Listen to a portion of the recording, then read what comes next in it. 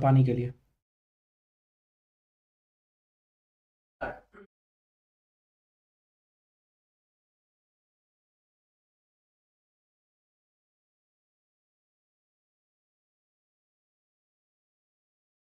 Hello everyone. So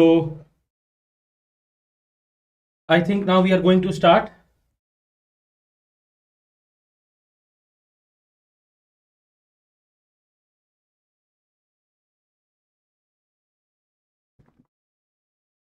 So today we will be doing anatomy and orthopedics, covering a lot of the topics of orthopedics as well. Not only that, we will be integrating others for us also. So come on, let us start quick and fastly. Most of the important topics we'll be doing. So now starting here. First, anatomy में embryology part में we will be discussing about the stages of, this is also covering the part of the gynae, very important, obs gynae. So just start, have a look. So stages of fertilization and development, they have asked you a lot many times. So days after fertilization, so on the first day there is a single cell stage called the zygote formation takes place, right? On the second day there is a two cell stage formation, and on the third day there is formation of the morula. So the morula is also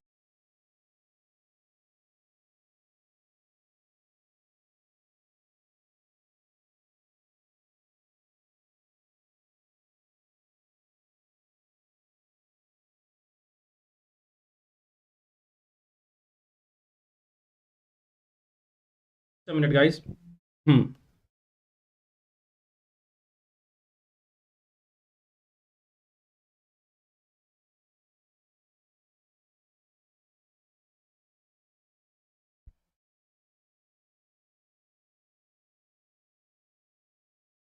Let's start.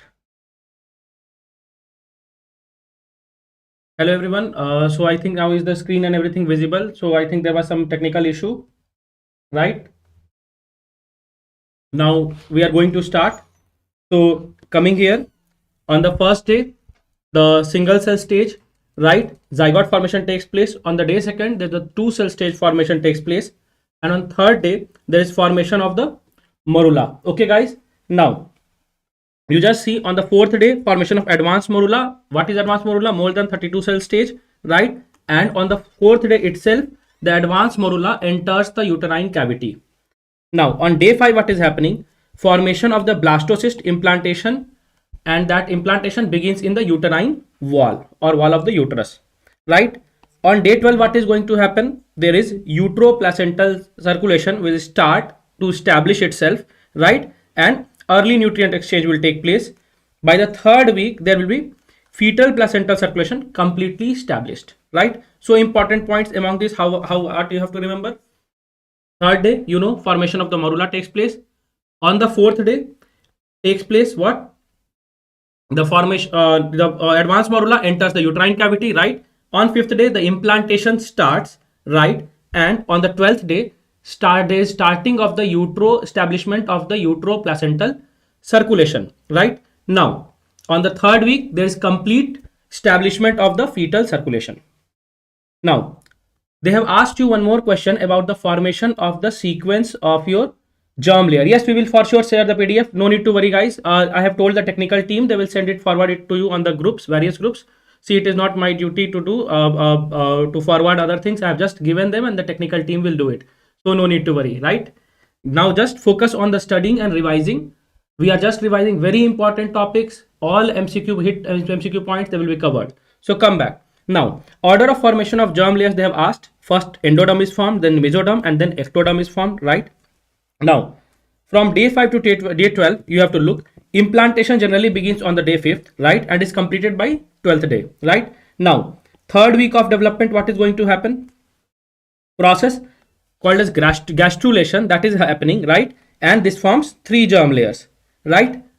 So what is gastrulation? Gastrulation is nothing but the formation of all the 3 germ layers, and it is completed by the third week of, it starts by the third week of gestation or the development. Now, come here. Endoderm is the first germ layer to form, right?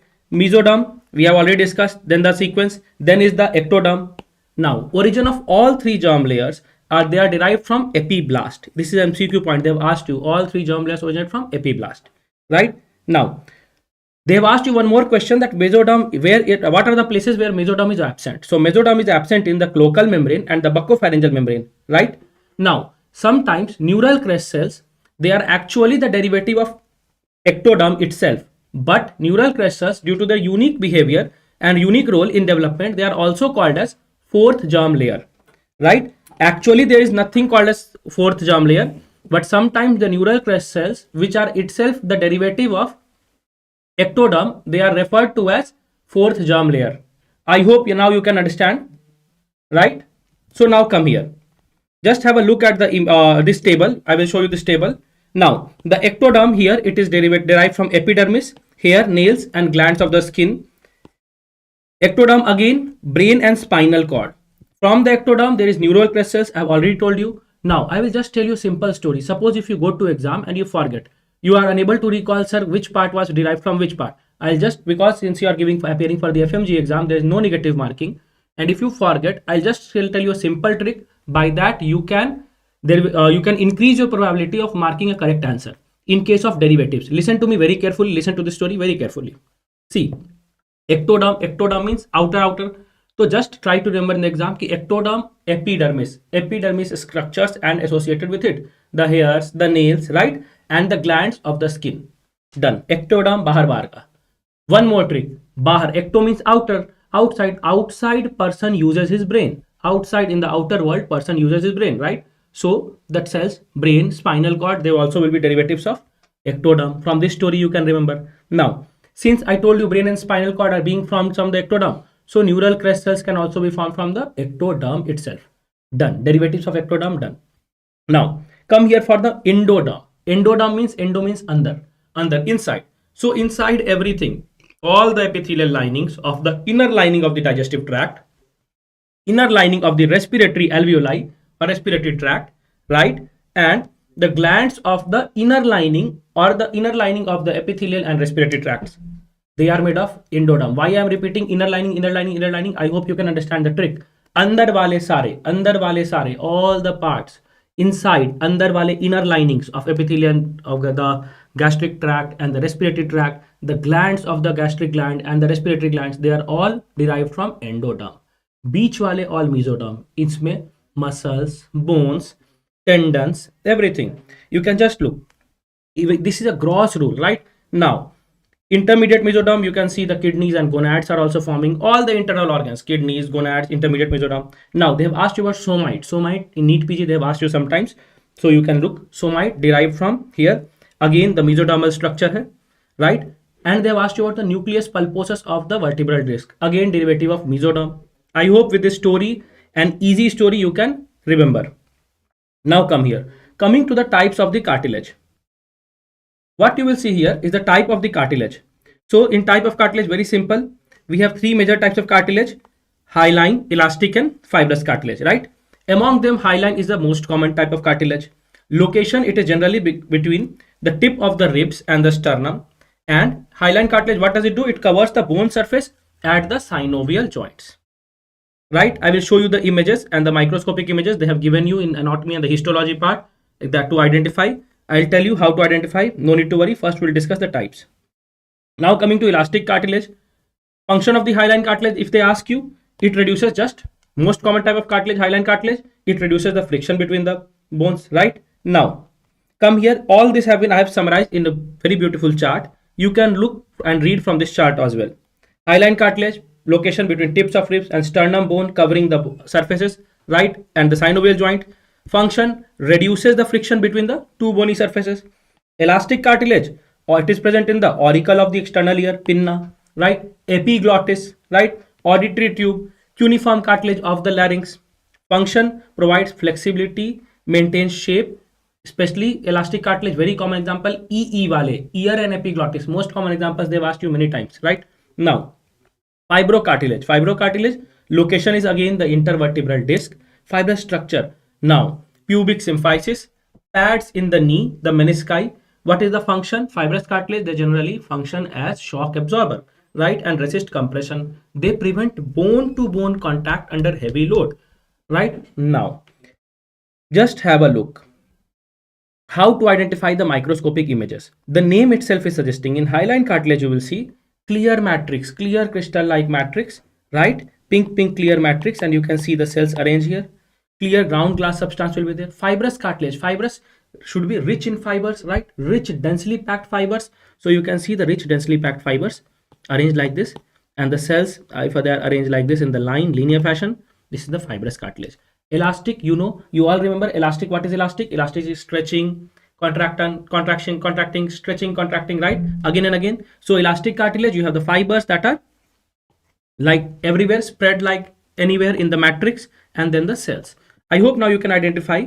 Coming to the type of joint, in a very beautiful flow chart, I have told you the type of the joints. You can see major types are fibrous joint, the cartilaginous joint, and the synovial joint. In the fibrous joint, you have major types, that is the suture, right? And sutures generally present in the skull bones, right? Syndesmosis present between the radio-ulnar interosseous membrane. Try to remember, mid-radio-ulnar joint is example of syndesmosis, where the interosseous membrane between the radius and ulna, they are formed by the syndesmosis, right? Now, coming here, one more example is the gomphosis. In gomphosis, what is happening? The teeth embedding in the gums is called gomphosis. The name itself is suggesting. Coming to the cartilaginous part, cartilaginous joint, you have the synchondrosis, right, and the symphysis. Then synchondrosis means the epiphyseal plates. See, in the long growing bones, the epiphyseal plates fusing together, they make the synchondrosis, right? Symphysis, midline, the pubic symphysis, right? This is made up of cartilaginous joint. Now, a type of cartilage. Now you're coming to the synovial joint. The most common type of joint is the synovial joint. Examples, you already have the pivot joint, the atlas and atlantoaxial joint. Now, between the atlas and the bone and the axis bone, atlantoaxial joint is a pivot joint. One more example, plane joint. Plane joint are the intercondylar joints, right? Then there's the hinge joint, that is the elbow and the knee joint, the ball and socket joint, the shoulder joint, and the hip joints. Now, come here, guys. You can just have a look. We have discussed. Now we will coming to the neuroanatomy part. First of all, very important, some very important tips, and they have asked you regarding the fontanelles. In the pediatrics part also, it is important. We will be covering the pediatric portion also. You will see here the first fontanelle to close is the posterior fontanelle, and the last fontanelle to close is the anterior fontanelle. Very commonly they have asked. And just a minute. So posterior fontanelle is generally triangular in shape, and the anterior fontanelle is Burfi shape or diamond shape, right? You can feel it on the newborn child. Now, production of CSF, it is done by the choroid plexus. This is the flow chart representing the drainage of the CSF formed in the lateral ventricles, from there the third ventricle, from there to the cerebral active duct of Sylvius, then to the fourth ventricle, and then to the central canal, right? This is the flow of the CSF. Now, different disorders they have asked you. You can see anencephaly, less formed head, craniochesis. From the image, if they give you the image based question, they have asked you a lot many times. Craniochesis, less formed head, and the upper part of the spinal cord, back not formed, open. Spina bifida, you can see different types, spina bifida occulta, spina bifida open type. You have seen many times. This you can tell in the caudal section. Now, anencephaly, you can see closed spina bifida, you can see again, right? And anencephaly also you can see, anencephaly also. Now, coming to the brain, very important part we'll be discussing here, right? Now, just have a look. We will be looking at the different lobes they have asked you. So frontal lobe of the brain, this is the limbic lobe of the brain. Having look at the images, now we have the parietal lobe, then the occipital lobe, right? This is the cerebellum, you can see. Now, they have given you sometimes the gross images, and they have told you to identify different structures. I'll tell you the trick how to identify different structures. So first of all, just have a look here. In the schematic diagram, you can see the portion here. This will be the corpus callosum. Remember the trick C, S, and F. How to identify corpus callosum? Then comes the septum pellucidum, and then comes the fornix. Right? Corpus callosum, septum pellucidum, and then comes the fornix. Now, after that, what do you see? Lateral to this structure is the lateral ventricle. This structure, lateral ventricles, right? We have seen already. Now, this structure, below it is a thalamus. Done. Now, just have a look here. What is it? There is one more location and thing called this. So this portion, this is called as the internal capsule, right? In the internal capsule, you have two things, right? One is on the internal side, you have the globus pallidus, and on the outer side, you have the putamen. So here is the globus pallidus, right, on the internal side, and then you have the putamen on the outer side. Apart from that, on the outer side, again, you have the structure called as the external capsule. Now, this one, this lobe of the brain is called the hidden lobe of the brain, also called as incisura or insula, right? Now, just have a look. They have given you in the radiology MRI image. Then they also expect you to locate and ask. So just look here. Again, same. The corpus callosum, the septum pellucidum, CSF trick, and the fornix. Lateral to it, you have the lateral ventricle, right? Now, you have the internal capsule. You have the thalamus, right? Here you have the caudate nucleus. Then you have the internal capsule, we have told you. Then you have the putamen, the globus pallidus. You can locate here now, and the hidden lobe of the brain. Now, coming here, they have asked you about the substantia nigra. Substantia nigra, what does it do? First function, they have three functions here. Generally, substantia nigra actually is a structure in the brain involved in the movement and control and reward functions, right? It contains neurons that produce dopamine. You already know. Now, dopamine, it is a neurotransmitter involved in motor control, mood regulation, and reward mechanism. Substantia nigra also produces melanin. It is a pigment, right? And this melanin is produced as a byproduct in the dopamine synthesis. So we can know here. Now, moving to the next thing, they have asked about the functional areas of the brain also. So in the functional areas of the brain, you can see here, you have the premotor areas, you have the primary motor cortex, 6. Among them, important what they have asked. The important they have asked you about is the Wernicke's aphasia and the Broca's aphasia. When anything will happen. See, when the sensory area of speech, that is the area number 39 and 40, they are getting involved, then it will be Wernicke's aphasia, right? Impair the comprehension or understanding of the written and spoken language will be impaired. Patient will be unable to read and understand the and comprehend the written and spoken language, right? So here the fluent speech of the patient will be fluent, but it will be nonsensical. He will be using incorrect words, jargons, anything like that, right? And patients are unaware that they have deficit. Wernicke's aphasia. They have asked you this question many times in the anatomy part, in the psychiatry part. A lot many times they have asked you. Coming to Broca's aphasia, right? Come here and see. In the Broca's aphasia, what is happening? The key feature here is difficulty in speech production. Which area will be involved? Tell me. Motor speech area, that is the area number 44 and 45. If it is involved, then what will happen? Motor speech area is affected. The sensory speech or understanding or comprehension will be okay, but patient will have difficulty in producing the speech or speaking. So his speech will be non-fluent. You have seen people confabulating, hesitating, right? So the situation will be like that. Now, coming here to the cranial foramens. We have different cranial foramens. This is the image what we have. From this we will be looking at different foramens, and from different foramens we have different nerves or endings coming out. Here you have the cribriform plate, right? Then you have the optic canal. You can see here from the optic canal will come out the optic nerve, right? Now just have a look. Here you have the superior orbital fissure on this side. Then you have the foramen rotundum. Then you have the foramen spinosum and the foramen ovale. Important foramens. Only important foramens we will be doing, right? Now you have the foramen lacerum, then internal acoustic meatus you have, right? You have the jugular foramen, and the biggest foramen, if they ask you in the cranium, it is the foramen magnum. Now what they have asked you? They have asked you that from which foramen forms or fissure passes which nerve. I know you guys might have been difficulty in remembering. I will tell you a very simple concept from that. Now from today onwards you will not have to remember. Even if you forget, you will remember in the exam. No need to remember or memorize it by any trick or anything else. This is very simple. You can understand it like this. See, first cranial nerve was olfactory, right? Second was optic. Optic comes out from the optic canal. Done. Now from the superior orbital fissure comes other nerves that are supplying the other muscles of the eye. So are the extraocular muscles, right? So what were the extra ophthalmi? When you have studied ophthalmology, you might be knowing that what are the extraocular muscles supplied?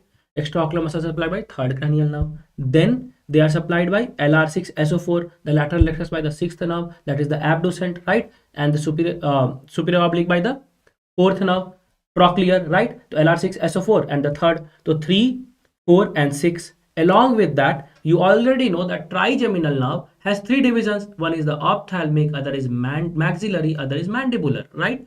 So the ophthalmic division again, eyes को जाने वाली all other nerves except the optic nerve will go from superior orbital fissure. From today onwards, you do not need to remember. Just if you have studied ophthalmology, if you remember the concept, no need to remember. Just see superior orbital fissure, all the nerves correlate.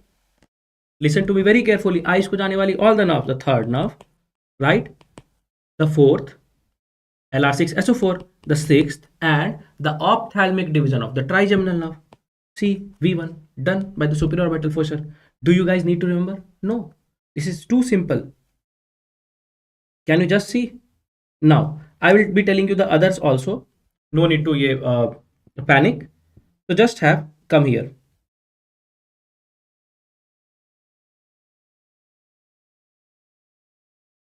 Have a look here. After that, I told you superior orbital fissure is done. Now you have the foramen ovale, and then you have the foramen rotundum. Am I correct? So just have a look here. From the foramen ovale will come the V2, right? You can see here. From the V3 and the ovale and the rotundum, it will be the V2. You can see from the trick. I'll show you. Just have a look here.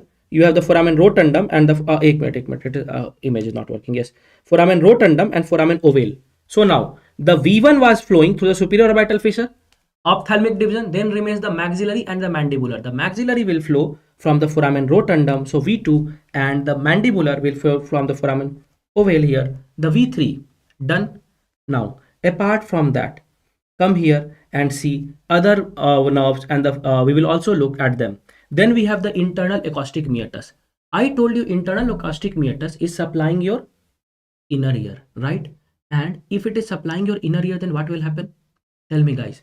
If inner ear is being supplied, it will just then move to the inner ear. After that, so inner ear being supplied, it will give supply to the 8th nerve or the vestibulocochlear nerve, right? And you also know that the 7th nerve is the nerve that goes from the inner ear to the middle ear. In the middle ear, when you have in ENT part, you have studied in the middle ear, when the box like structure, you see the 7th nerve is passing. Also this 7th nerve comes out, gives branches, and this 7th nerve also gives the sensory supply to the external auditory meatus and the canal, right? So just have a look here.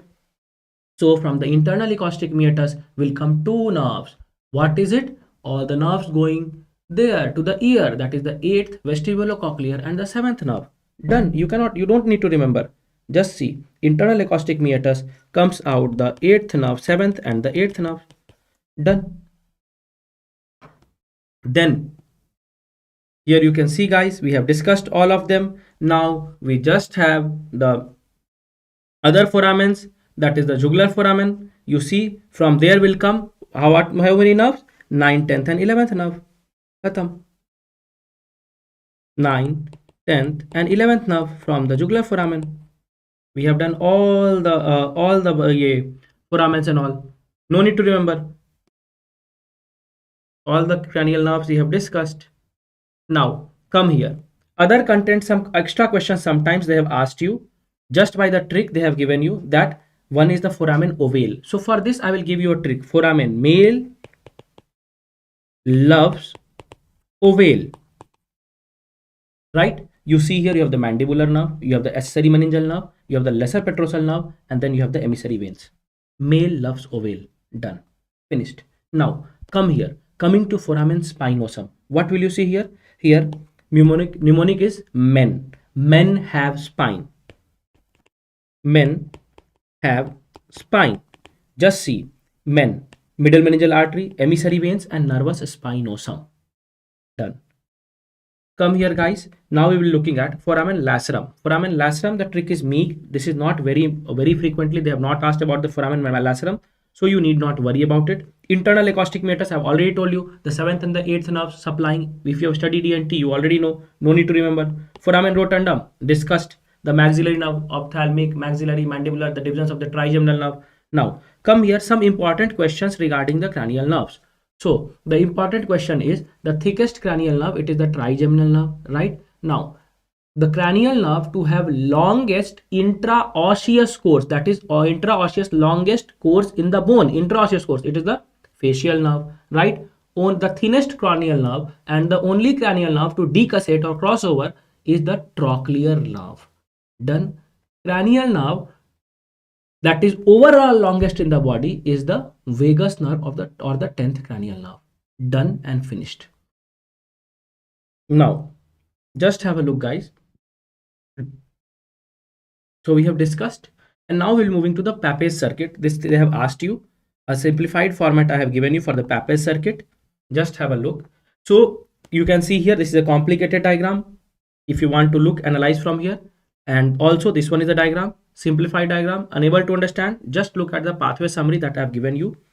From the hippocampus, it goes to the fornix, the signals, then to the mammillary bodies, then the mammillothalamic tract, and then the anterior nucleus of the thalamus, then to the cingulate gyrus, then to the parahippocampal gyrus, and ultimately to the hippocampus. Right? Pathway they have not asked you, not very important. Functions you can look. For the NEET PG guys, it is more important. Emotional regulation, Pappage circuit. Another is memory function, and third is integration of sensory inputs. Major functions discussed, right? Emotional, memory, and integration of sensory inputs. Now come here. What happens if there is damage to the Pappage circuit? This question is important, right? This can result, I told you, emotional, memory, and sensory inputs integration, three important functions. If they will be damaged, then the functions will be impaired. So memory deficit will be there, right? Such as seen in Korsakoff syndrome. You might have studied about the Korsakoff syndrome, seen in chronic alcoholics. He forgets and he makes stories. The patient is unaware that he's making false stories, but the patient will be keeping making stories, right? Now, come here.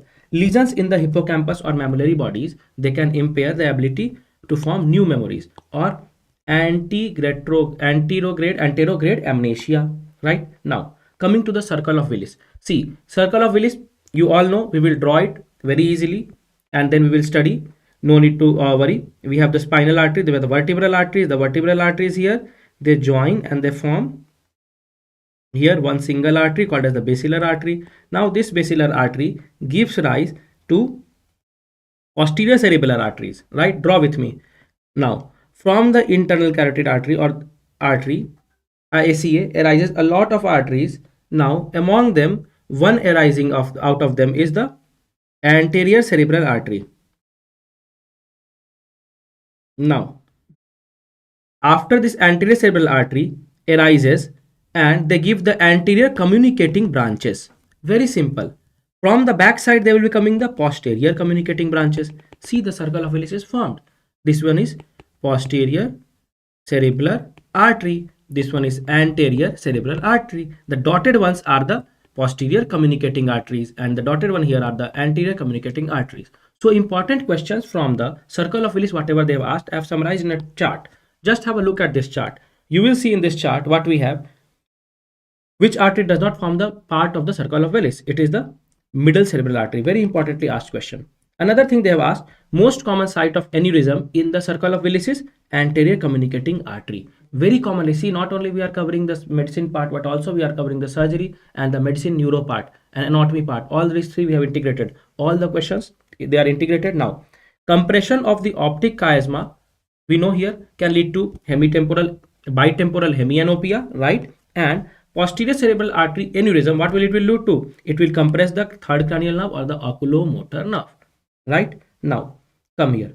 We have to discuss about the lateral medullary syndrome. Very important topic from the medicine neuro point of view as well as anatomy point of view. They have asked a lot of times, also called as Wallenberg syndrome.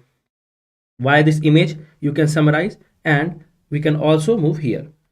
So, what is the cause of lateral medullary syndrome? First, they have asked you occlusion of the pica, posterior inferior cerebellar artery. Now, the cranial nerve involved here will be the hypoglossal nerve or 12th cranial nerve.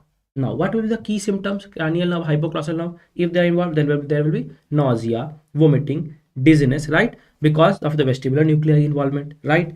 Difficulty in walking, speaking, eating, ataxia, dysphagia, dysarthria. Then there will be ipsilateral or the same side loss of the sensation of taste, right? Now, but contralateral, there will be loss of the pain and temperature.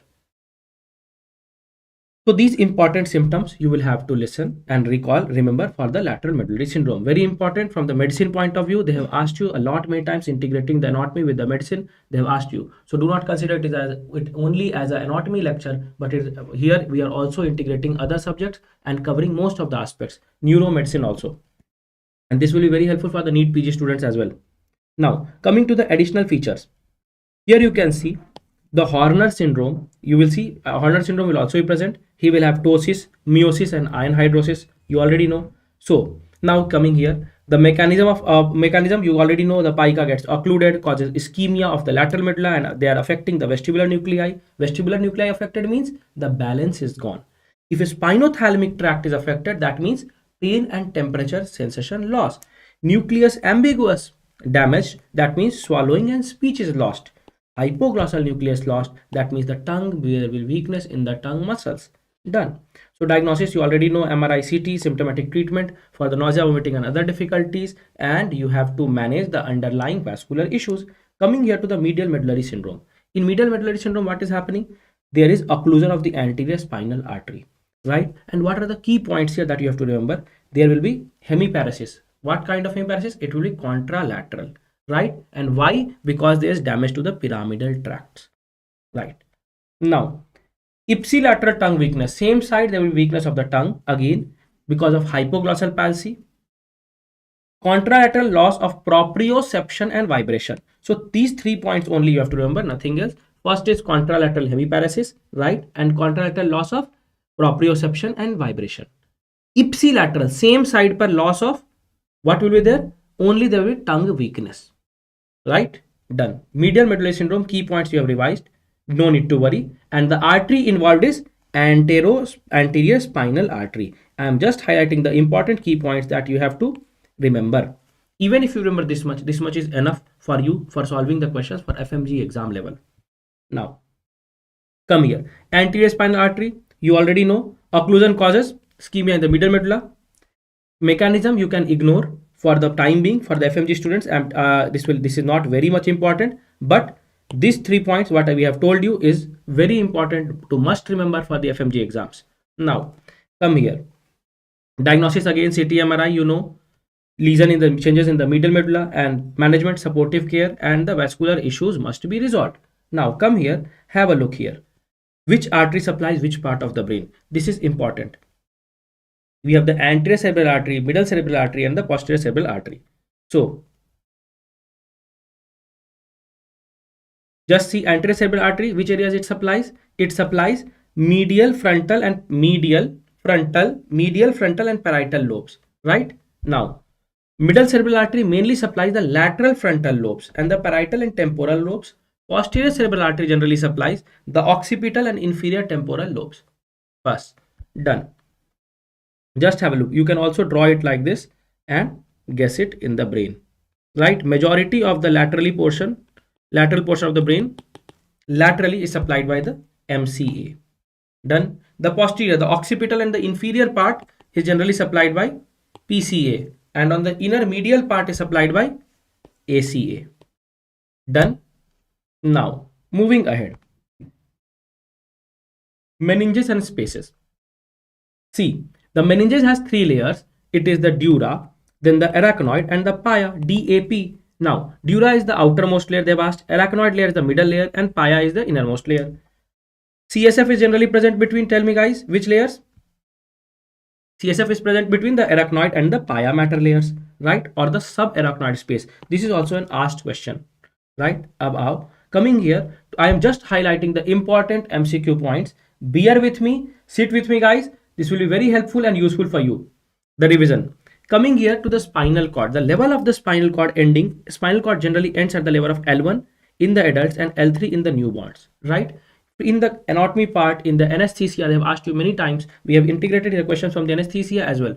2 questions very importantly they have asked is the site of the lumbar puncture or the spinal tap. it is generally L3 L4 junction in the adults, and in the children it will be L4 L5, right? Now, and what are the landmarks? You cannot count the lumbar vertebra as easily, right, as it is. So how will you locate it by using the landmarks? The first landmark is at the level of the iliac crest, and then the location of the umbilicus.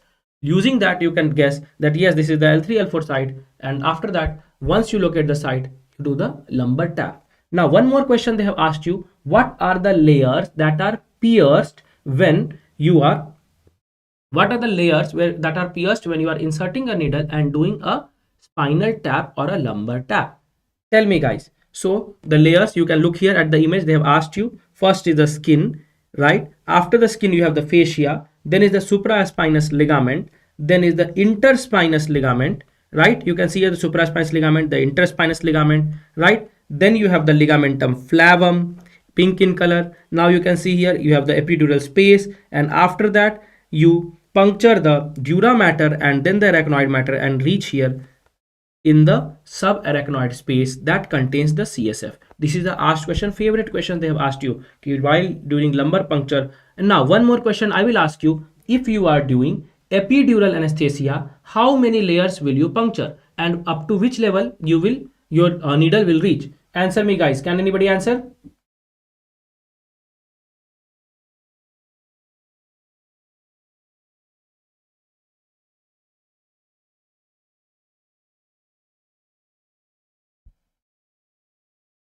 Can anybody answer, guys?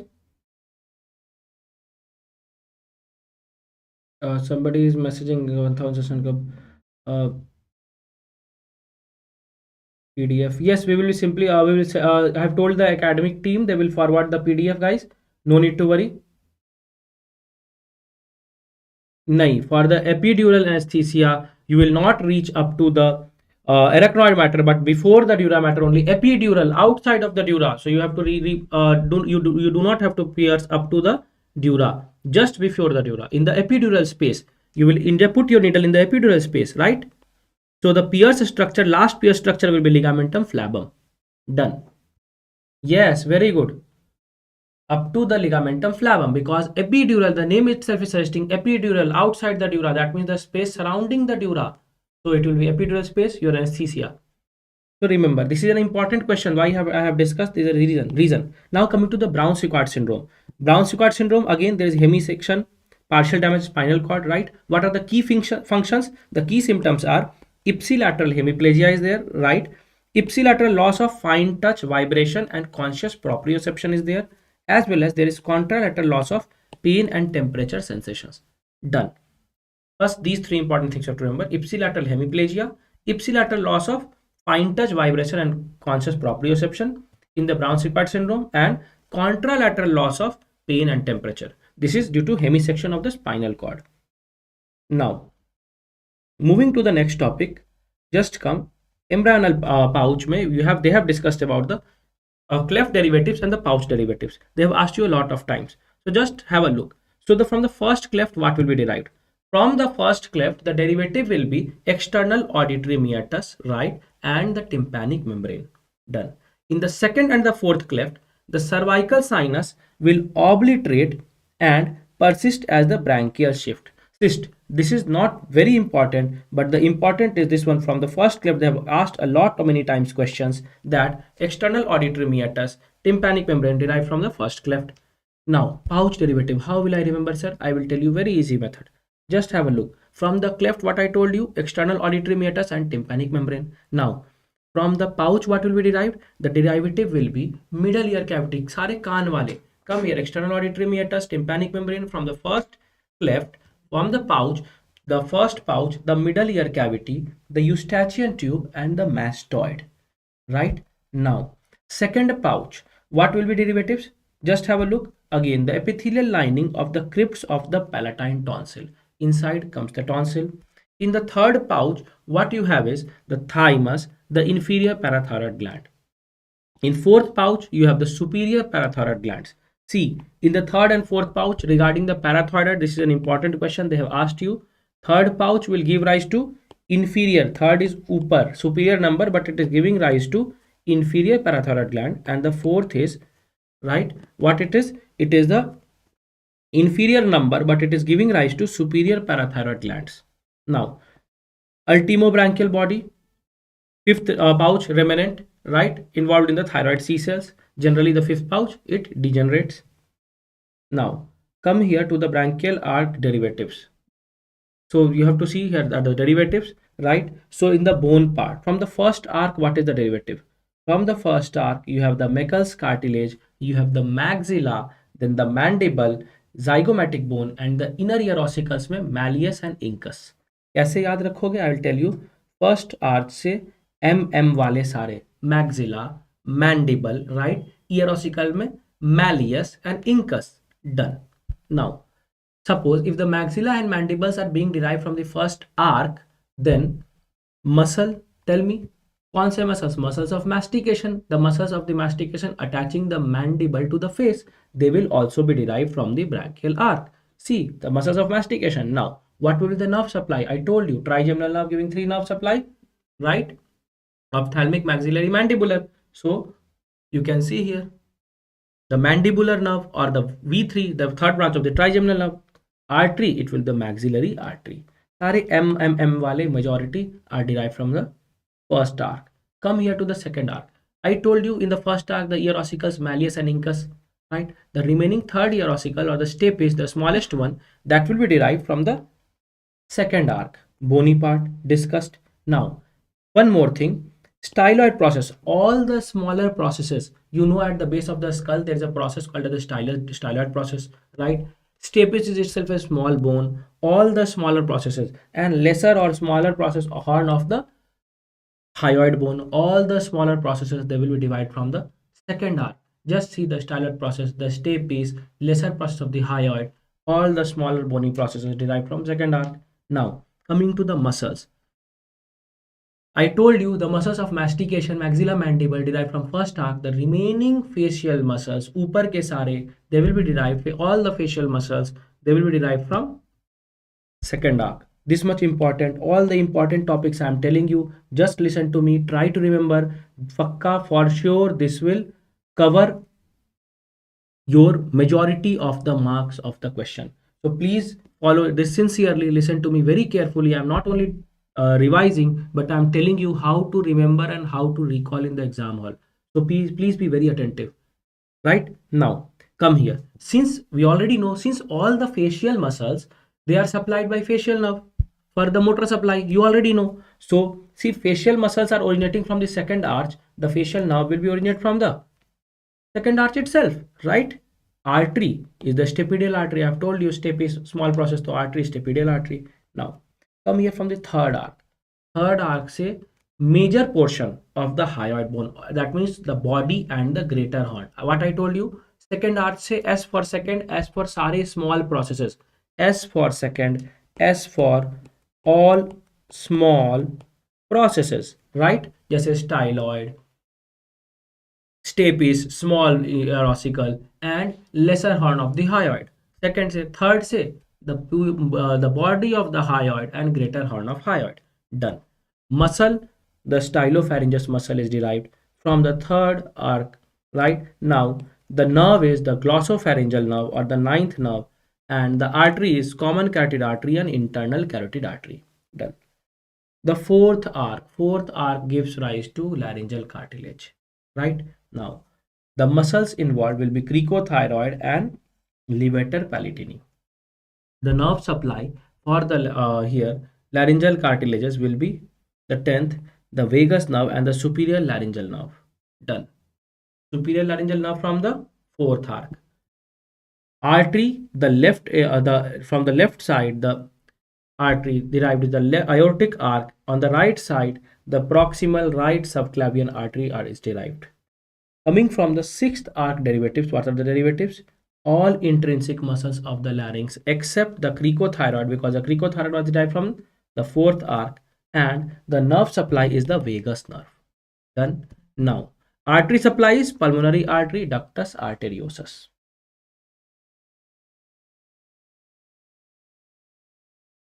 Come here, you can have a look here. Now we will just look from the different coming here to the umbilical ligaments. They have asked umbilical ligaments, medial umbilical ligaments, remnant of the urachus, medial umbilical ligament again, remnant of the obliterated umbilical arteries, lateral umbilical ligament associated with the inferior epigastric arteries, and left umbilical vein becomes the ligamentum teres in the liver. They have asked about the umbilical ligaments derivatives. Embryology part where they have asked you a lot many times that left umbilical vein that becomes the ligamentum flavum or ligamentum teres of the liver, right? Now, and the lateral umbilical ligament, it is associated with inferior epigastric arteries. These are very important asked questions. So we have just marked them. Coming here, they have asked you about the diaphragmatic perforations. At what site there is a diaphragmatic perforation occurring? You already know VOA. VOA. V is the vena cava opening. It is occurring at the level of T8. O is the esophageal opening occurring at the level of T10. A is the aortic opening occurring at the level of T12. Right now, see, with the vena cava, what are the structures that will be coming out? Inferior vena cava will be coming out and right phrenic nerve will be coming out. Right now, from the esophagus, what will be coming out? T10. At the level of T10, the esophagus will be itself coming out. Apart from esophagus, you already know when you draw the diagram, you will see here is the of the celiac trunk. Whenever you draw the diagram, you see the left gastric artery gives a branch that also goes with the esophagus. So esophagus, branch of the left gastric artery, right? And with the esophagus comes the vagus nerve. So vagus nerve, T10. Now from the T12, it is the aortic hiatus, and from the aortic hiatus, the aorta will come, the azygous vein will come, and the thoracic duct will come. Now, regarding tongue muscles, they have asked you some questions. All muscles of the tongue, they are supplied by the 12th cranial nerve, that is the hypoglossal nerve. Now, palatoglossus is the muscle that is supplied by vagus nerve via the pharyngeal plexus. Done. Coming here to the key points. They have asked some key points.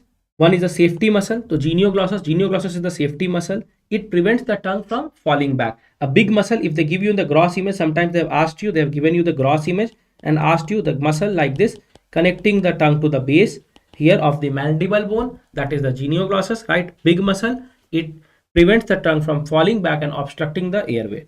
So what is the depressor of the tongue? It is the hyoglossus that just lowers the tongue. Now, you can look here at the different sensory areas, different nerves supplying the sensory areas of the tongue. Not very important.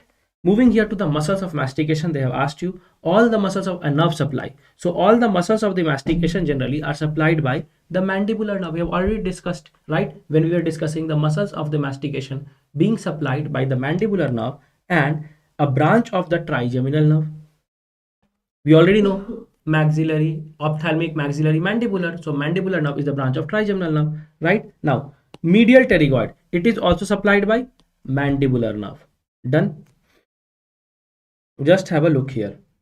So, key functions and key questions they have asked you. The only depressor muscle among the muscles of mastication, it is the lateral pterygoid. Important question point. Lateral pterygoid is the only depressor muscle among the muscles of the mastication. Only retractor muscle is the temporalis muscle. Temporalis muscle is the only retractor muscle. Coming here to the parasympathetic ganglia. You can look here, ciliary ganglion, the otic ganglion, pterygopalatine ganglion, and the submandibular ganglion, different ganglions and the cranial nerves related to it. So from the ciliary ganglion, related is the oculomotor nerve, right? Now, from the otic ganglion, related is the glossopharyngeal nerve. Pterygopalatine ganglion, the 7th cranial nerve is related. These are the asked questions. That is why we have discussed one liner ke form mein. You will have to remember some of the things because this is anatomy. Now, in the revision class, in the submandibular gland, you will have submandibular ganglion. There is the 7th cranial nerve, again the facial nerve and the chorda tympani branch. Now, nerve supply to the face. Face has two nerve supply, motor and subsensory. You already know. The sensory supply to the face will be provided by the trigeminal nerve that gives the sensory supply, right? Exception is only skin over the angle of the mandible. Sometimes it is also supplied, a little bit part of the skin over the angle of the mandible is supplied by great auricular nerve. Nerve root they have asked you, C2, C3 from the cervical plexus. Not very much important from the MCQ point of view. This line is very important. The trigeminal nerve supplies the most part of the sensory part of the face. Now, coming here, you have the motor supply. All the muscles of the facial expression are supplied by facial nerve, right? And what are the exception? You already know. Muscles of facial expression are supplied by facial nerve. Exception is the muscle of mastication. We have discussed all the muscles of mastication supplied by three branches: ophthalmic, maxillary, mandibular. तो इसमें कौन सा branch? The mandibular division, right? Mostly the mandibular division of the trigeminal nerve is supplying the muscles of the mastication. Done. Now, levator palpebrae superioris. This muscle is supplied by oculomotor nerve. Only two exceptions are there, right? And other the muscles of facial expression, they are supplied by facial nerve, motor supply, and sensory supply given by trigeminal nerve. Come here, guys. Now, in the upper limb, now they have asked you about the brachial plexus. Some branches, what they will ask you to remember. But before remembering the branches, what you have to look? You have to look at the image of the brachial plexus. Just have a look here, right? For this, I will give you a very famous trick and the mnemonic from the college days and from the books. A lot of tricks are they given. Rishabh, Tripathi, drinks, cold, beer, right? So the starting will be from the root, then will be the trunk, then will be the division, then will be the cord, and then we have the branches, right? Now, most important thing what they have asked you, you can look here the C5, C6, the C7, the C8, T11, or T1. You can look C5 to T1, the roots of the brachial plexus. Now, just have a look at the tricks and we will be seeing at the branches. So, upper limb, brachial plexus have seen the branches of the posterior cord. The posterior cord ke branches, what they will be called as? They will be called as from the mnemonic ultra. Ultra, you can remember, U is the upper subscapular nerve, L is the lower subscapular nerve, T is the thoracodorsal nerve, R is the radial nerve, and A is the axillary nerve. Very famous mnemonic ultra. Now, coming to the branch of the medial cord, M for medial, so M wale sare honge. M for U is the branches of the medial nerve. You have the medial pectoral nerve, medial root of the median nerve, then you have the medial cutaneous nerve of the arm, and medial cutaneous nerve of the forearm as well, and the U is the ulnar nerve. M for U, branches of the medial cord. Now, coming here to the branches of the lateral cord. Lateral cord, L will be dominant, so LML. LML, L is the lateral pectoral nerve, then is the musculocutaneous nerve, and then another L is the lateral root of the median nerve. Now, just a minute, wait for a second. If you cannot, simple trick to solve most of the questions. They are now, just listen to me very carefully. If you forget, right, L, lateral cord will give branches, mostly LLL dominant, so lateral pectoral nerve, lateral root of the median nerve, and musculocutaneous nerve. Median branch, medial cord will just mostly give the nerves that are originating from the MMM. So M will be the medial pectoral nerve. Just look, MM wale, medial root of the median nerve, medial cutaneous nerve of arm, and the medial cutaneous nerve of forearm, and one U, that is ulnar nerve. Branches of the posterior cord, you see ultra. Only this you will have to remember. Otherwise, the letter 2 you don't have to remember. Just have जहां कहीं भी lateral आ जाए, पूछ दे branch. Just tick lateral cord. Medial root aa jaye, medial, you can see here, medial. Don't need to remember, just tick branch of the medial cord. Khatam. I hope now you can understand the trick, right? Now, ultra, only one you have to remember. Ultra is easy. Upper subscapular, lower subscapular, the thoracodorsal, the radial, and the axillary nerve. I hope I am clear, guys.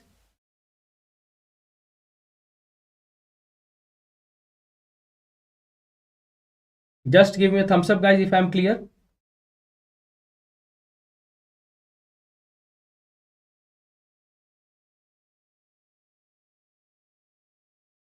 Now, coming here to the next topic, what we have is, you can see here, the dermatomal supply, not important from the upper hand. Lot many times they have not asked, but from the hand part they have asked. So hand part, you just remember on the palmar section, majority of the sensory supply, that is 3.5 fingers, it is given by the median nerve. You can have a look. It is on the palmar side. On the palmar side itself, a small portion, this one near the thumb, a small that I have shaded in green, small portion of the skin is supplied by the radial nerve, sensory supply. Rest all are supplied by the median nerve. Now, on the ulnar side here, On the little finger, the 1.5 supply is given by sensory supply on the palmar side is given by ulnar nerve. You can see here. Now, on the dorsal side, on this side, what will happen? This small area of the radial nerve will say, I did not get anything to supply on palmar side, so let me give the dorsal side. So majority of the area will be supplied on the dorsal side of the hand will be supplied by radial nerve, majority area. Only the remaining fingertips they will be supplied by median nerve. Rest, the ulnar nerve will continue the same 1.5. It was there 1.5 sensory supply. It is still there. Ulnar nerve on both the sides without any exception. Just see the arterial supply. You can see here the brachial artery that is coming. The brachial artery coming crosses the cubital fossa and here it divides to give two parts, right? Now you can see the arteries. Ultimately, it will give three major arteries. The three major arteries are radial artery, the ulnar artery, and anterior interosseous artery. Now, one important question point that is asked very frequently from the radial artery is how do you measure the radial pulse? You measure the radial pulse in the radial artery. First question. Second question, where do you measure? You measure the radial pulse by palpating against the styloid process of the radius. So just note it down. Radial pulse is measured against styloid process of the radius. Done, guys. Important point we've discussed. Coming to the branches of the subclavian artery, they have asked. Nowadays, they are not asking this question, but still we will discuss. The mnemonic is VITCD. V is the vertebral artery. I is the internal thoracic artery. Then T is the thyrocervical trunk, right? They have the different branches of this thyrocervical trunk. That is suprascapular, inferior thoracic, transverse cervical, ascending cervical artery. No need to remember everything. Just remember the first part arteries. That is VIT, vertebral artery, internal thoracic artery, and thyrocervical trunk. Then the second part, you have to remember that is posterior to the anterior scalene. You can remember the superior intercostal artery and the deep cervical artery. Then the third part, you can remember the dorsal scapular artery. Come here, guys. Now, the orthopedics part and the integration we will be doing here. What is it, guys? Okay, voice is breaking. Okay, fine. Is it okay now? Voice? Just have a look, guys. Now we will be looking at the fractures and the orthopedic and anatomy integration. We will be doing that also. So, look here. In the clavicle, the most common site of fracture is the junction between the medial 2/3 and lateral 1/3. Now, one more thing they have asked you regarding clavicle is the only long bone that lies horizontally. This is the line from the BD Chaurasia. They have asked you multiple times in question form, in many exams also. Long bone to lie horizontally is clavicle. Most common site of fracture is medial 2/3 and lateral 1/3. Nowadays, they are telling medial 3/5 and lateral 2/5. Latest update in the Gray's Anatomy, you can see here. They are asking that also. Now, coming to the humerus. In humerus, you have to see here different sites, different fracture. If there's fracture of the surgical neck of the humerus, it will involve the axillary nerve, right? Clinical presentation, regimental badge palsy. They have given you, right? First thing. Second thing, there is loss of shoulder abduction. Shoulder abduction will be lost from 15 degrees to 90 degrees. Now, have a look. When there is fracture of the shaft of the humerus, if there is fracture of the shaft of the humerus, then the radial nerve is involved or radial nerve entrapment takes place. Now, one more thing, what we will be doing here, you can just look from this image. We have indicated surgical neck of the humerus. If the fracture is there, axillary nerve is involved. Shaft of the humerus fracture, you can see here the radial nerve injured. Now, if there is the fracture to the medial condyle, medial epicondyle, then what will be damaged? From the medial side passes the thin ulnar nerve. So there will be damage to the ulnar nerve. Now, what will happen here? If there is a fracture along the border of the lateral epicondyle, then there is chance of damage to the again radial nerve, right? And the posterior interosseous nerve, that is itself a branch of the radial nerve. Come here, guys. Coming to the rotator cuff muscle, very important. They have asked you many times.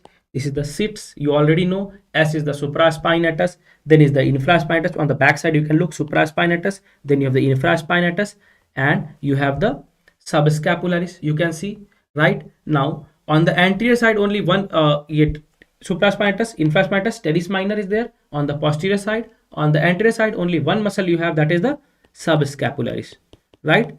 Subscapularis, only one muscle you have, right? This is the only reason why most of the time shoulder dislocation takes place anteriorly, because only one muscle is there. You can remember from this trick. Now, carpal bones and phalanges, you know. So all the carpal bones form the wrist joint. The pisiform does not contribute information of the wrist joint. Important MCQ point is first carpal bone to ossify is capitate. The last carpal bone to ossify is pisiform, right? Most common carpal bone fracture is scaphoid. And what is the most common complication associated with it? The complication associated with it is, what is it? It is the avascular necrosis. Why? Because scaphoid is shaped like this, wedge shaped bone, and the blood supply is something like this. From the distal side, the artery is supplying it, right? Distal to the proximal side. So whenever there is through and through fracture of the scaphoid, break in the scaphoid, the artery line supply will break down, and the proximal segment of the fractured proximal segment of the scaphoid can undergo avascular necrosis. Therefore, scaphoid fracture has to be taken care of. In the exam, they give you question that there was tenderness in the anatomical snuff box, and they ask you to tell whether it is scaphoid fracture or not. Okay, guys. Now, two more lesions associated with the rotator cuff, I will tell you. One is the Bankart lesion, another is the Hill-Sachs lesion. You already know Bankart lesion. If there is recurrent anterior shoulder dislocation, then there can be the tear of the glenoid labrum along with some portion of the bone of the glenoid cavity that can also chip off. That is the Bankart lesion. And if there is a recurrent dislocation, anterior dislocation of the shoulder, then due to recurrent anterior dislocation of the shoulder at the head or posterior superior surface of the head of the humerus, there will be constantly, it will hitting back at the back portion, and there will be indentations on the posterior superior surface of the head of the humerus. That is called as Hill-Sachs lesion. This we will be discussing in orthopedics also. I'll just record it. Yes. Now come here. Coming to the anatomical snuff box, important, I have discussed boundaries. You know, medially you have the extensor pollicis longus, and laterally you have the extensor pollicis brevis and the abductor pollicis longus. Now, floor is made by the scaphoid and the trapezium bones, mainly scaphoid, right? Come here to the carpal tunnel syndrome, important. Carpal tunnel syndrome, why is it caused? Important asked question. I'm only discussing the important topics, and all they are important asked questions. So there is compression of the median nerve, right? Clinical feature they will give you in the question. There is numbness, tingling, pain in the thumb, index finger, and the middle finger, and part of the ring finger, right? Especially at the night. Why? I told you the sensory supply and the motor supply given by median nerve on this side. Sensory supply is given by median nerve. Now, just look here. The carpal tunnel syndrome done. Diagnostic tests. What are the tests? Pallant test. Method, nothing. Hold the wrist. Inflection 30 to 60 seconds. If there is tingling and numbness present, then it is positive. They will give you in the history. Then median nerve disturbance is there. Just remember the Pallant test, name, very important. Tinel test, what is Tinel test? Tinel test you can see here. Again, tap over the median nerve at the wrist, right? If there is tingling sensation, pins and needle sensation, या झंझन जैसा in the Hindi they will call Jhunjhunu जैसा current लगने जैसा symptom, sensation if you feel, then the lesion is in the medial nerve distribution. So Pallant test and Tinel test both done for the carpal tunnel syndrome. Here you can see. Now coming to the Guyon's canal syndrome. Guyon's canal syndrome, which nerve association? It is associated with damage to the ulnar nerve, right? Why? Because ulnar nerve passes through the Guyon's canal. It is also located at the wrist. The clinical features here is weakness and atrophy of the intrinsic hand muscles, right? Particularly the hypothenar muscles. Why? Because the hypothenar muscles, they are supplied by the ulnar nerve majorly, right? Now there will be sensory loss at the medial aspect of the hand, and along the little finger and half of the ring finger, because 1.5 was supplied by the ulnar nerve. We have already discussed, right? Now Guyon's canal syndrome, they will give you classical history of bicycle rider or a cyclist or a motorcyclist. Why? Because there is constant pressure on the handlebar. So Guyon's canal, remember Guyon's canal, ulnar nerve, median nerve, which canal? Tell me guys, you just recall right now, so you will tell me. Carpal tunnel syndrome, medial nerve injury, है ना? Guyon's canal, ulnar nerve, done. The features we have discussed, and there will be history of motorcycle riding or cyclist, for the ulnar nerve, Gouin's canal. Coming to the contents of the cubital fossa, you know cubital fossa present in here in the forearm and arm ke beech mein. This one. Now the boundaries and the contents, you know. The contents tell me they are the MBBR or MBBS. Both are same. You can remember from anything MBBR or MBBS. Right? M is the median nerve, B is the brachial artery, then there is the tendon of the biceps brachii, and S is the superficial radial nerve. Done. Coming here to the winging of scapula, it is occurring due to injury to the long thoracic nerve. Muscles affected are the serratus anterior muscles. This results in loss of scapular protraction. There will be loss of the scapular protraction due to winging of scapula. Nerve involved is long thoracic nerve. Right? Now, come here. Shoulder abduction. You will see shoulder abduction के लिए muscles responsible from the 0 to 15 degree. The muscle responsible is supraspinatus. 15 to 90 degree, the major muscle involved is deltoid, and beyond 90 degree and more is the trapezius and serratus anterior muscle. Now, loss of shoulder shrugging is there. That means trapezius muscle is paralyzed if they will give you an history, and the nerve involved is spinal accessory nerve. That is the 11th cranial nerve. Done. Now, why? Because the trapezius muscle is responsible for shoulder shrugging, supplied by spinal accessory nerve, 11th cranial nerve. Just have a look here. Now we will be discussing about the upper limb injuries. Right, guys?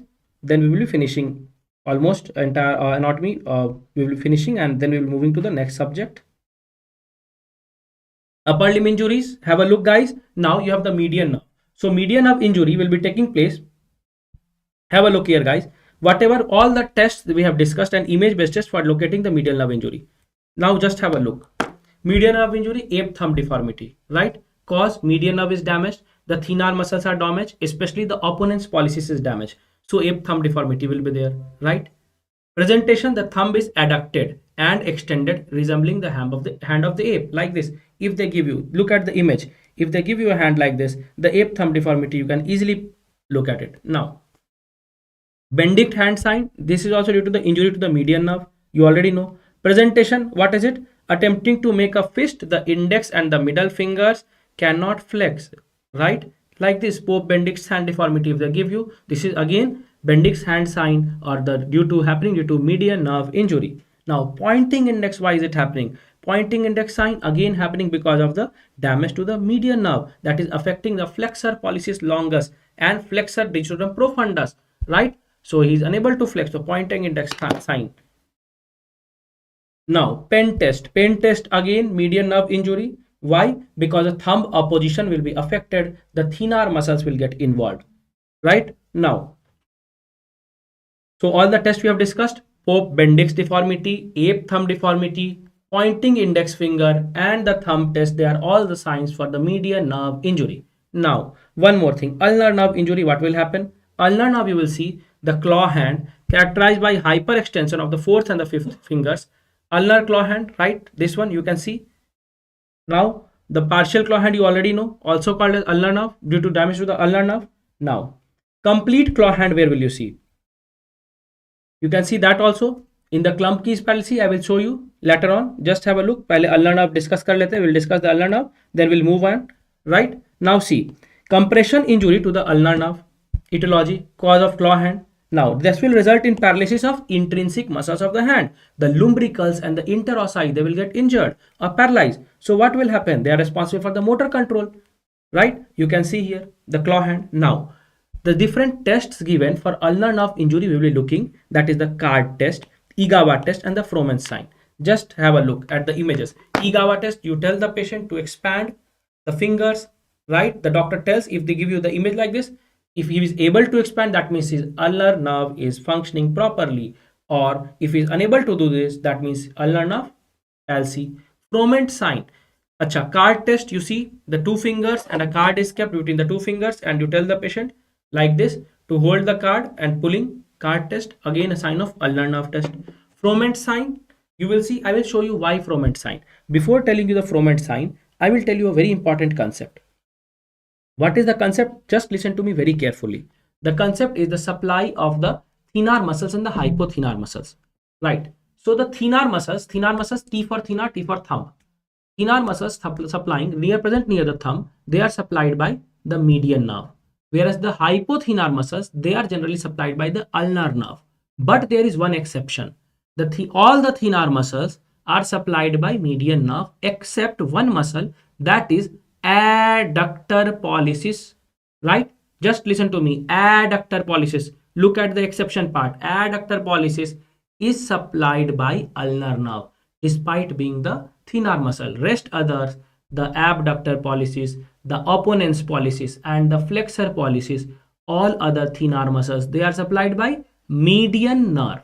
Now, listen to me. The hypothenar muscles, that is the abductor digiti minimi, the flexor digiti, right, or the opponens digiti, AFO, again, they are supplied by the ulnar nerve, and ulnar nerve also gives a branch that supplies the adductor pollicis, right? Hence, adductor pollicis muscle is also called as the graveyard of the ulnar nerve. Now, listen to me very carefully. If the ulnar nerve is damaged, and suppose a book is given by the doctor to the patient, and doctor tells the patient to adduct the thumb properly and pulls the book, right? This is book test. If the ulnar nerve is properly functioning, then the adductor pollicis, because all thenar muscles by median nerve except the adductor pollicis, the adductor pollicis is being supplied by ulnar nerve. So look here. So if adductor pollicis is functional, that means ulnar nerve is okay, because adductor pollicis is supplied by ulnar nerve. So he will keep his hand or thumb like this, adducted position mein, and he will press the book and he will resist the pulling of the book. But if his ulnar nerve is paralyzed, what will happen? Since the doctor has instructed him to pull the book, he will try to anyhow pull the book, but he cannot adduct his thumb. Why? Because adductor pollicis is damaged. Why it is damaged? Damaged due to the palsy of the ulnar nerve. So he will try to use other muscles, accessory muscles of the thumb. He will fold his finger, thumb finger like this. Whenever you see the thumb bent like this, that means this is the Froment sign positive. The patient is not using his adductor pollicis, but he is using his other muscles, right? So this is Froment sign positive, indication of ulnar nerve injury.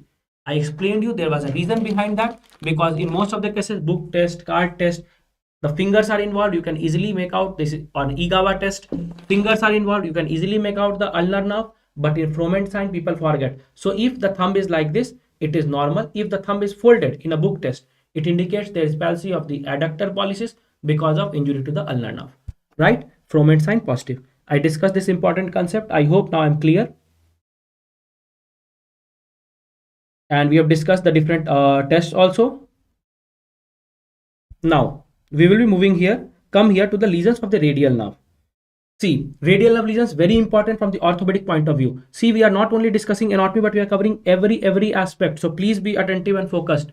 This is not a waste of time. You are not covering anatomy, but you are covering orthopedics part, medicine part also, lateral medullary, Wallenberg syndrome, medial medullary syndrome, and others we have discussed. We have covered the medicine part also, neuromedicine part. We are integrating everything. So just be focused. Radial nerve lesions, what you will see? See, if the lesion is at the level of the axilla, in the radial nerve, if the lesion is at the level of axilla, then what will happen? There will be loss of elbow extension. That means elbow drop. Elbow drop, wrist drop, and finger drop. Listen to me very carefully. Radial nerve damage at the level of axilla, loss of elbow extension, elbow drop, wrist drop, and finger drop. Right? Now, if and there will be sensory loss over the posterior arm, forearm, and dorsal side of the arm. Leave it. Now, in the question, if they give you there is shaft of the humerus fracture, right, or spiral groove injury to the radial nerve, what will happen? Only the features will be wrist drop and finger drop, right? If there is shaft of humerus fracture, entrapment of the radial nerve is happening, injury to the radial nerve is happening, only wrist drop and finger drop. Now, location at the elbow side. If at the elbow side injury is happening, then what will happen? You will only see the posterior interosseous nerve injury, or it is also a branch of the radial nerve. I will explain you, don't worry, very carefully. If there is injury at the elbow level, right, or in case of Monteggia fracture also, where there is head dislocation of the radial head, there is case chance of injury to the posterior interosseous nerve, and there will be finger drop. I will explain you the concept very carefully. Listen to me very carefully. See, radial nerve comes along the arm, right? On the lateral aspect, generally, radial nerve comes here and near the head of the radius. You already know the head of the radius is a disc-like, coin-like shape. Here it gives a branch that is called as posterior interosseous nerve, PIN, pin. Now from today onwards, you remember the AIN, anterior interosseous nerve, and PIN, posterior interosseous nerve, two nerves in the forearm. The posterior, since posterior, posterior contains R, so it is a branch of radial nerve. Anterior, NM, anterior interosseous nerve is a branch of median nerve. Two important questions covered. Now just listen. Since radial nerve gives a branch called as posterior interosseous nerve at the head of the radius. So whenever there is injury at the level of elbow or below the elbow, or dislocation of the radial head or fracture of the radial head, there is chance of injury to the posterior interosseous nerve. And if posterior interosseous nerve is involved, there will only be finger drop, only finger drop. Now suppose in question, if they ask you, give you option that there is finger drop to the patient, what will be your answer? ठीक है, तो injury to the, if they give you in the option posterior interosseous nerve and radial nerve both, the best answer will be posterior interosseous nerve. Or suppose in another question, if they ask you there is finger drop to the patient but they only give radial nerve in the option, then also your answer will go with radial nerve. Why? Because posterior interosseous nerve causes finger drop, but posterior interosseous nerve itself is a branch of radial nerve. I hope I am clear, guys. Sorry, English, some are telling English. Okay, fine. Very good.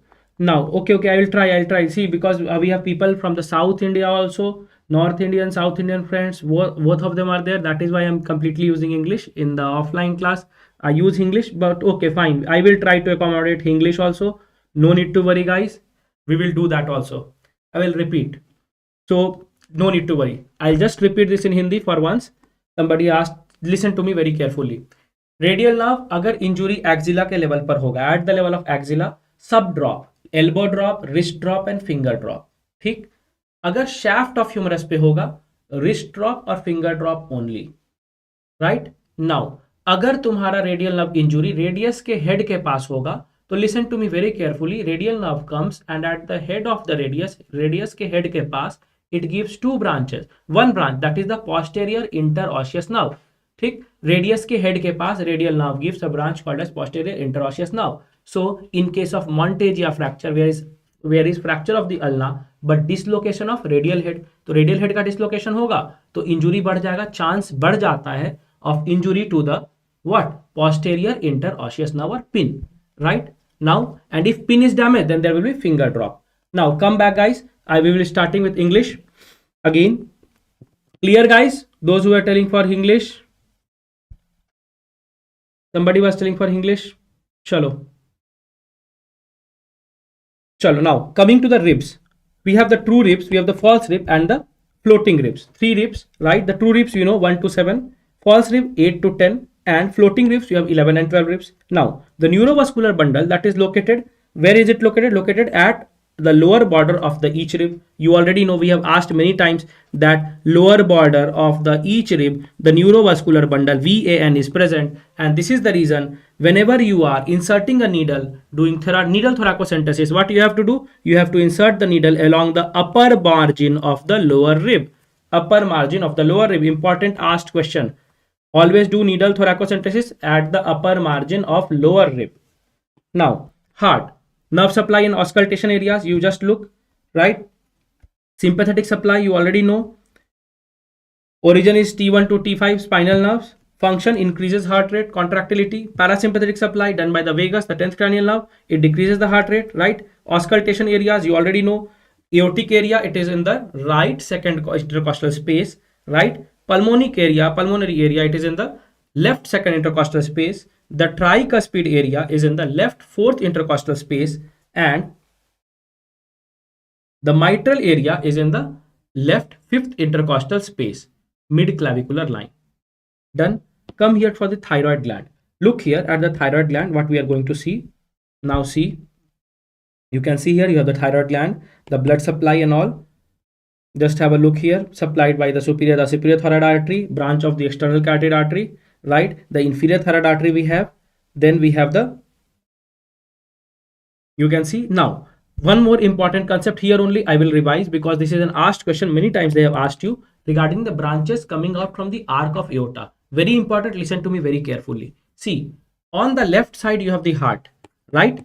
So if you have the heart on the left side, so from the arc of aorta on the left side there will come two branches, dedicated branches. One will be the left subclavian artery running below the clavicle, and another will be left common carotid artery, right? So from the left side, from the arc of aorta, on the left side, two branches will come. One will be the left subclavian artery below the clavicle, repeat after me, and another will be left common carotid artery. But since on the right side no heart is present, so the arc of aorta will give only one branch, that is the common brachiocephalic trunk. On the right side, right common brachiocephalic trunk they will give, and this brachiocephalic trunk will give rise to two arteries.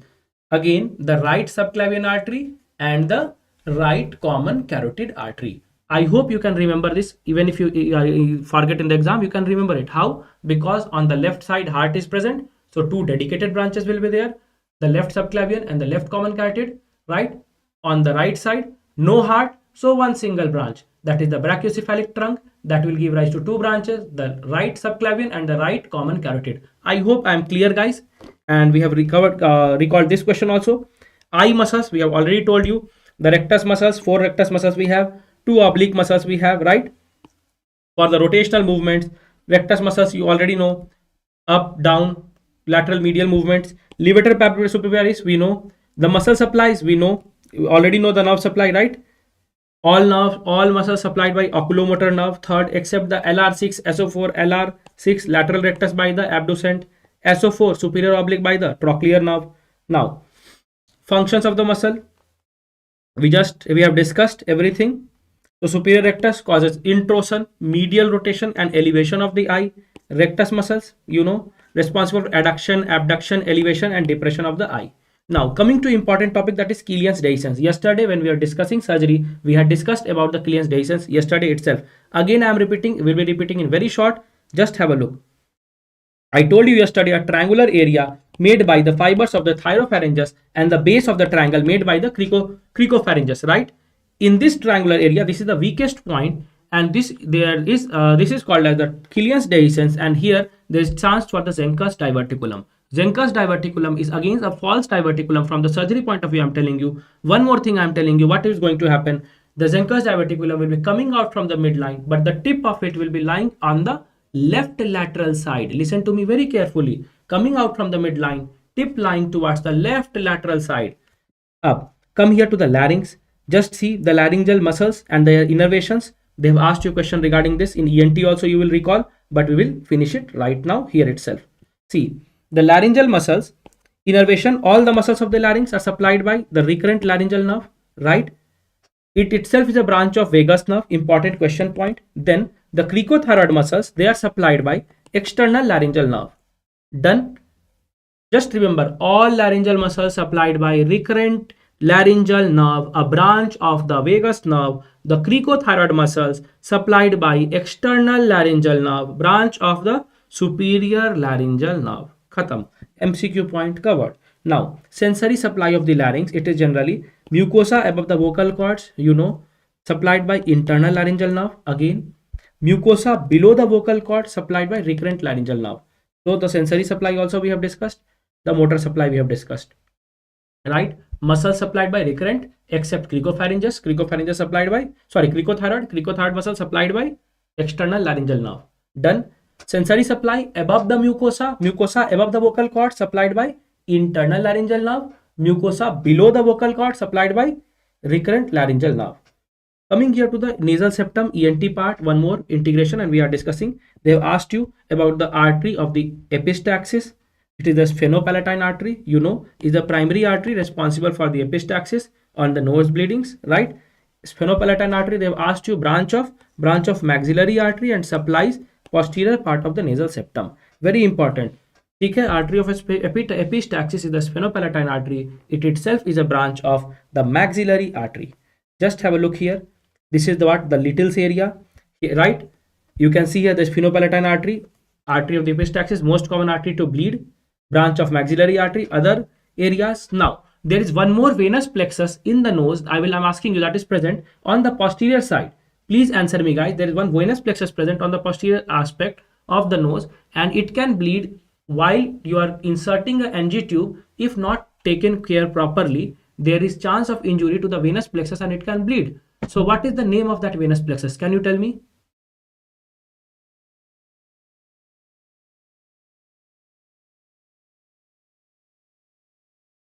Can you tell me the name of the venous plexus?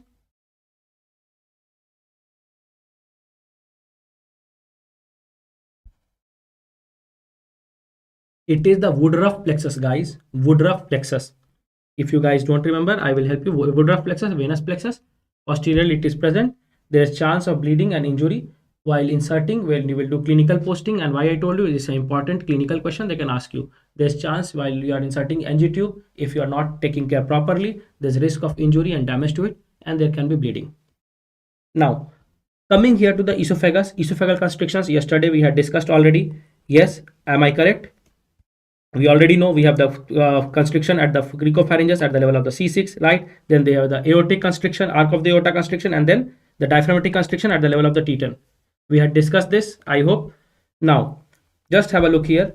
Cranial nerve, key facts. I had already discussed the cranial nerves carrying parasympathetic fibers are oculomotor, facial, glossopharyngeal, and the vagus. Thickest cranial nerve, I have told you, it is the trigeminal nerve. Thinnest cranial nerve, I told you, trochlear nerve. Only cranial nerve to have internal decussation, I told you, again trochlear nerve, crosses within the brainstem, right? Cranial nerve with longest intracranial course is again the trochlear nerve, intracranial course. Cranial nerve with longest extracranial course is the again the vagus nerve. I also told you cranial nerve with longest intraosseous course. Facial nerve, I have already told you, we are just repeating. Cranial nerve affected in increased intracranial pressure, it is the abducent nerve, the sixth nerve. Now, coming here to the lower limb part, very few topics are left now, guys. So, no need to worry.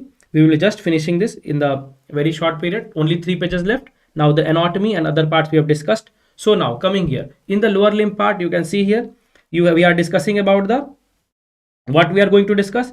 Here, we are going to discuss about the femoral triangle. In the femoral triangle, you can see here, right? On the medial side, you have the muscle called as the adductor longus. On the medial side, on the lateral side, you have the sartorius muscle, right? And the base of the triangle is made by the inguinal ligament. Contents, very easy, very simple. Just see VAN, van, femoral vein, femoral artery, and femoral nerve. Khatam. Contents of the triangle discussed. Also, some lymph nodes are there, lymph nodes of Cloquet you can call, right? So, lymphatic glands are there. Now, have a look. They have asked questions about the tarsal bones. So in the tarsal bones, you will have to just look. They've asked you, they once asked, they gave you the bone and told you to locate. So this one is the big bone is the tarsal bone, right? In the tarsal bone, the biggest bone is this one, the appearing more prominent bone is the calcaneum, right? Then you have tell me, the green colored is the talus. Then you have the cuboid. This one, the blue colored bone, this one is the cuboid. This one is the navicular and right, done guys, discussed. Then you have the smaller cuneiforms, right? The yellow colored bone, the big one, this one calcaneum, again I am repeating. The green colored one, this one the talus. The blue colored one, you can see here guys, right? Cuboid, and then the navicular, the pink color one, and the cuneiforms, the 3 cuneiforms, lateral, medial, and intermediate cuneiforms here. Now, coming to the nerve supply of the gluteus maximus and minimus, how will you remember? See, important aspect they have asked you. Gluteus maximus supplied by which nerve and gluteus minimus supplied by which nerve?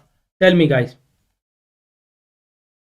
So maximus is supplied by generally inferior gluteal nerve. Minimus is supplied by superior gluteal nerve. Gluteus minimus and gluteus medius are supplied by superior gluteal nerve, whereas gluteus maximus is supplied by inferior gluteal nerve. MCQ points discussed. No need to waste a lot of time. Dermatomes, regarding that, they have asked you the question, but only the leg dermatomes they have asked. So we will be just repeating the briefing, the important asked point only. Now, come here, have a look. You can see here, guys, what here? Along the great toe, you can see on the leg part, along the great toe or either the heel of the toe, there's the L4. L5 is supplying from the anterior part of the leg and covering the great toe and other limbs. Only the little finger part on the anterior side is covered by S1, right? On the back hand side, you can see again, on the anterior side, I will just brief you again. Feel it on your leg and you will always remember, right? Put your leg like this and just see how to feel.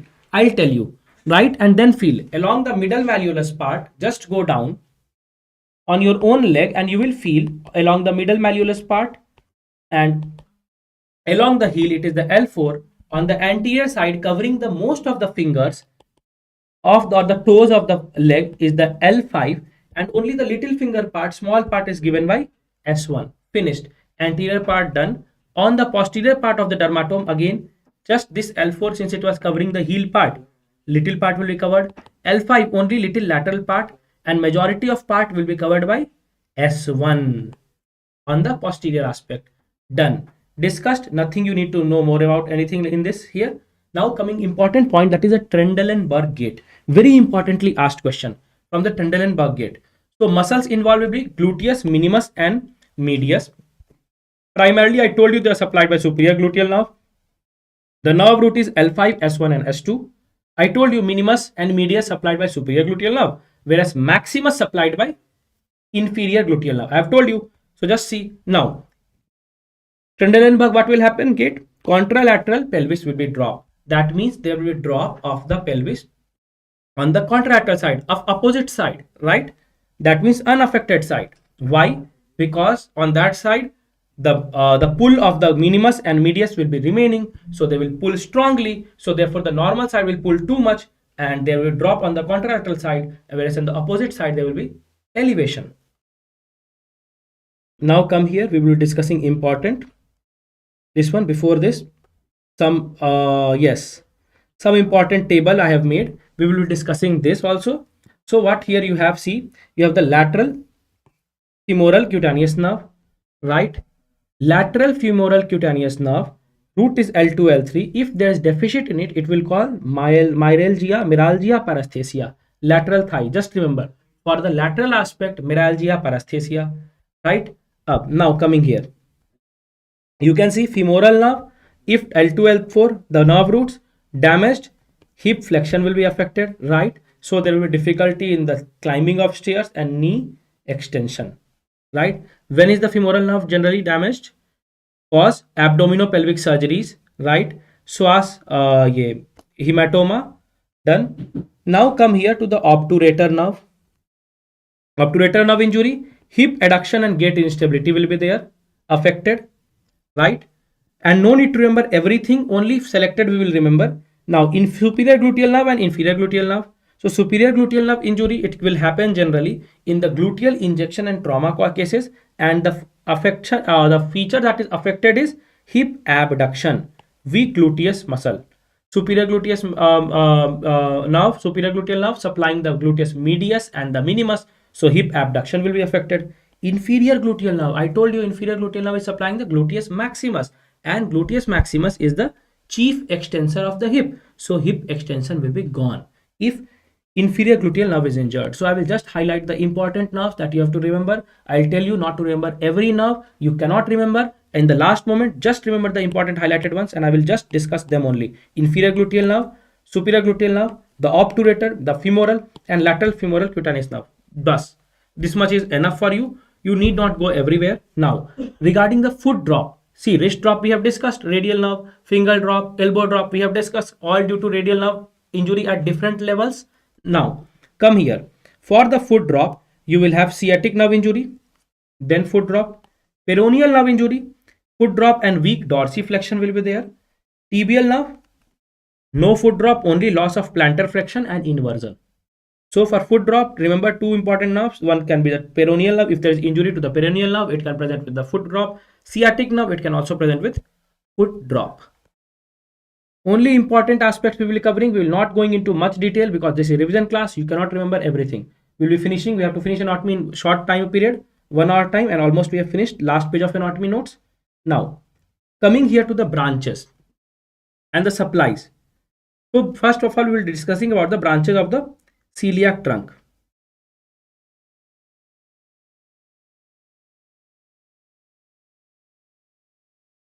You see here, you have the celiac trunk, right? Celiac trunk here gives directly branches. One branch here that is coming out is the common hepatic artery from the celiac trunk, right? Another branch, the dotted line that goes behind the stomach is the splenic artery, two main branch. I told you there is also one branch from the celiac trunk that is the left gastric artery, and you can see the branch of the left gastric artery that goes along with the esophagus.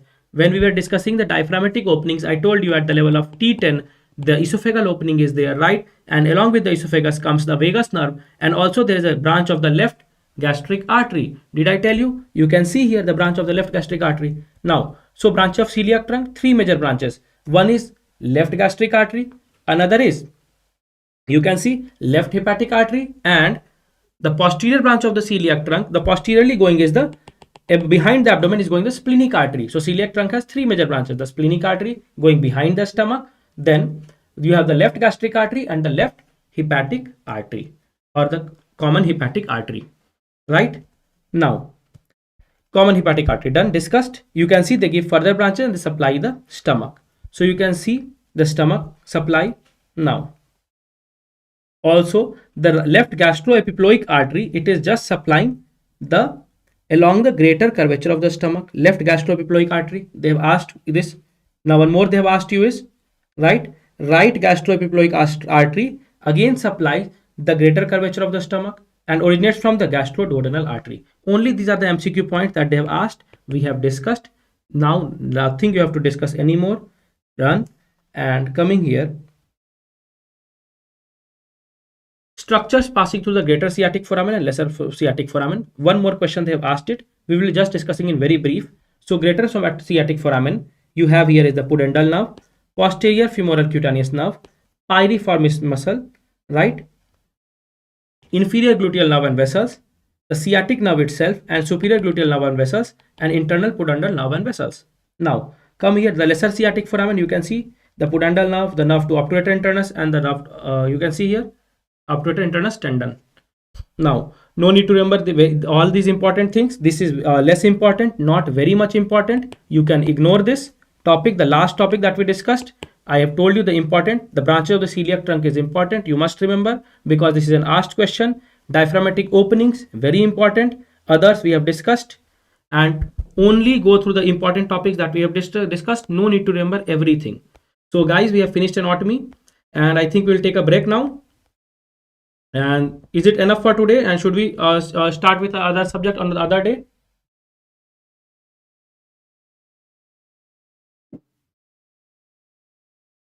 Okay, you have got PDF of the other day. Okay, no, fine. We'll share. I'll share for sure. PDF I have told the team and they will share for sure. No need to worry. Anatomy we have revised and it is integrated with all other subjects. Now we will be doing with other subject as well. We will taking a break. Anatomy very short revision. Most of them we have revised. You guys are wishing for today, or we can take a break for tomorrow also. You guys today go and revise the surgery every day, and tomorrow we'll be coming with some big subject. So I think we will take a break, and after that only we can discuss. I will have to discuss with the team if they have the studio and other arrangements, then only we can continue. So for the timing, regarding the timing and scheduling, we will have to do. So I'll discuss, and after that we'll just schedule. So no need to worry. We will finish revising all 19 subjects. No need to worry. Was it good, guys? For sure. The session, the PDF will be forwarded. Was the session nice, guys? Was it good?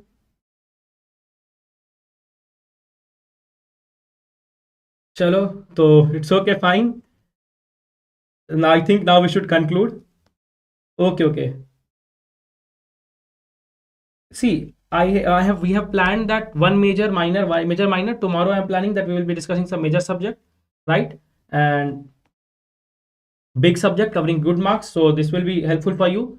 And not only that, while covering minor anatomy also, we have covered a lot of topics from the orthopedics, from the medicine neuro part. we have integrated almost Trendelenburg, Great, and everything, whatever they have asked in other subjects, we have integrated. So no need to worry. I think this has covered almost most of the topics. Only the cancer part is left for the orthopedics part. In the very short, we will discuss with discussing that also in some other day. Okay, guys. Yes. Bye. Thank you, everyone. Let's conclude.